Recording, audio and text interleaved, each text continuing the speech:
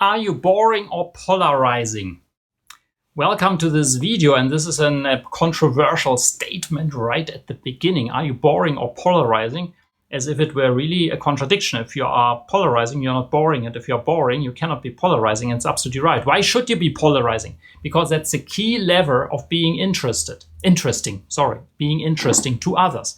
Why do you need to be interesting? Of course, in marketing and sales, it's obvious, right? We stand out of the crowd to be different than others in a positive sense.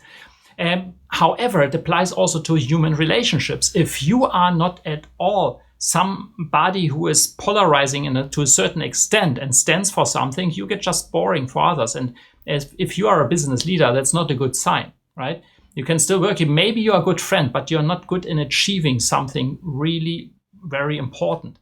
And polarizing doesn't mean that it's negative. It means just that you have very clear standpoints and are very clear about things, and maybe also get into the stage that you are different to what is around. And that's sometimes it needs courage. It needs courage.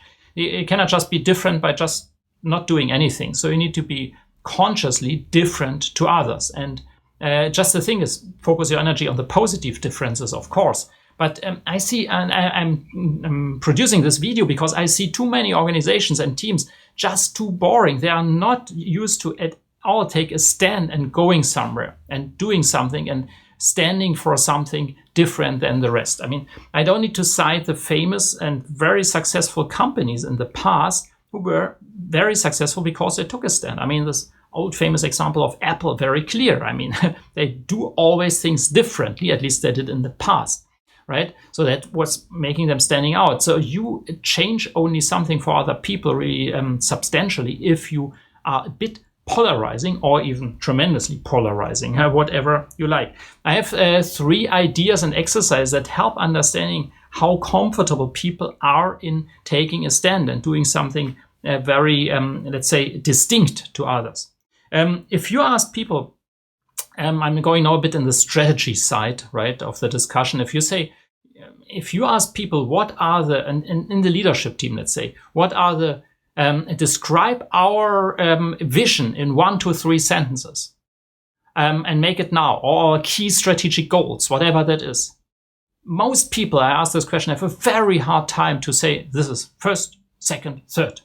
No. People are talking, they don't know, they say they have assumptions, etc. So being very clear about this and taking a stand and say, we have 3 things that we do, and we are not doing 999 other things. We are doing these 3 things primary, maybe some other things by the way, but basically these 3 things. Then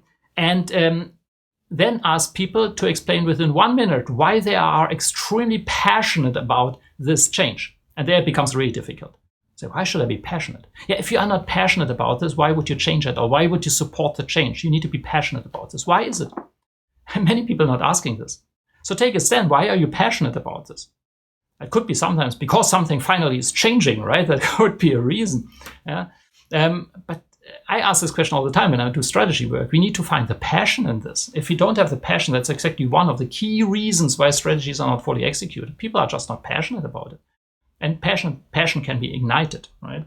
And number 3, let the people explain within 3 minutes why we should exactly do this and nothing else.